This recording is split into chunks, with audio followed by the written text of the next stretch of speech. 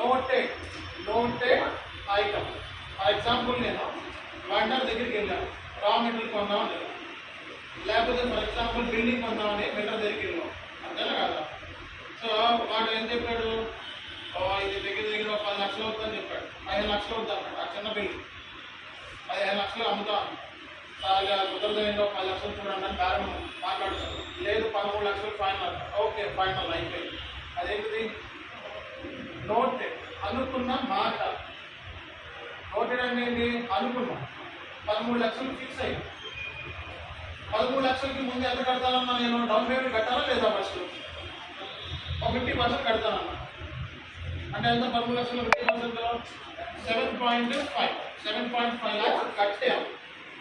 So ఏంటి అక్కడ noted item.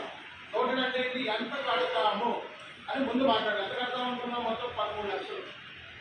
తర్వాత ఏంటిది డౌన్ పేమెంట్, తర్వాత ఏంటిది ఇన్వాయిస్, తర్వాత ఏంటిది పేమెంట్, తర్వాత రిమైనింగ్